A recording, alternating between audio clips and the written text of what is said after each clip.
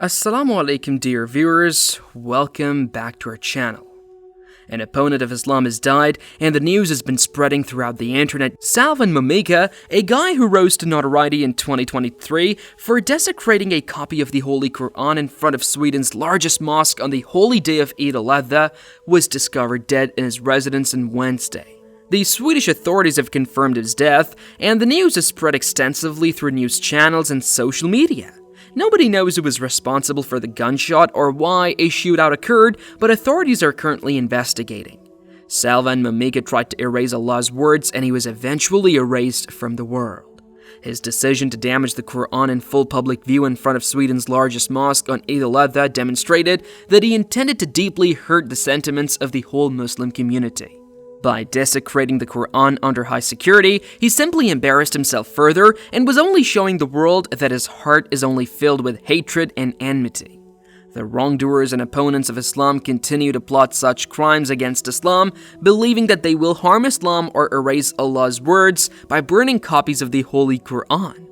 However, they are unaware that even if they want to harm all copies of the Holy Quran available in the globe, it will never affect a single word of Allah subhanahu wa ta'ala, the Almighty. Allah says in the Holy Quran, "If all the trees on earth were pens and the ocean were ink, refilled by 7 other oceans, the words of Allah would not be exhausted. Surely Allah is Almighty, all-wise." The truth is that haters like Salwan Momika did not harm Islam, rather, they harmed themselves. Islam can never be harmed by its enemies, but the intense hatred of its enemies will destroy both their own worldly and spiritual lives.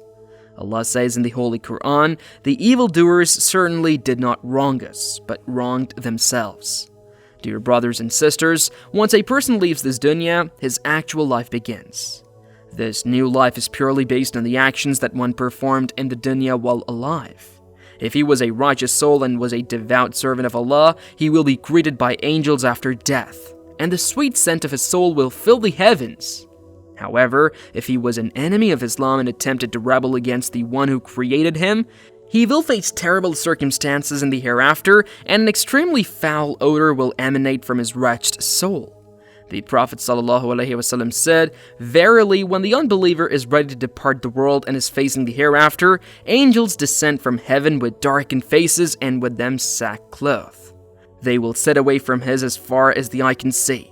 Then the angel of death approaches until he sits by his head and he says, 'O filthy soul, come out to the displeasure of Allah and his wrath.' He will be separated from his body like the tearing of skewers from wet wool, and he holds it in his hand, never to leave it for the blink of an eye until he places it in this sackcloth.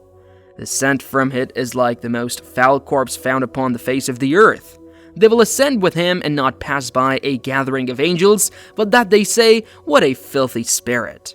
They say he is this person, son of this person, calling him by the ugliest names by which he was known in the world, until he stops at the lowest heaven. They will request it to be opened for him, but it will not open. Then the Prophet recited the verse, 'The gates of heaven will never open for them, nor will they enter paradise until the camel goes through the eyes of the needle.' The Prophet said, 'Allah Almighty will say, write his record in the wicked register in the lowest earth. His spirit will be thrown down,' and then the Prophet recited the verse, 'It is as though he had fallen from the sky and was snatched by the birds, or the wind carried him down into a remote place.'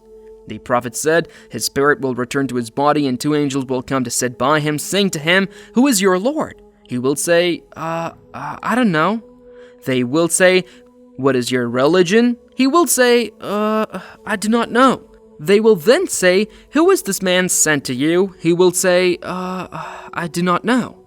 A heavenly announcement will be made. He has lied. Spread carpets for him in hellfire and open a gate for him to hellfire. Its heat and its flames will approach him, and he will be squeezed in his grave until his ribs press together.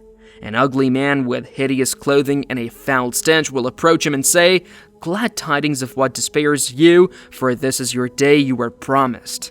He will say, "Who are with your evil face?" He will say, "I am your wicked deeds." He will say, "O Lord, do not begin the hour." May Allah save us all from the torments of the hellfire. May Allah guide us all to the straight path. Ameen.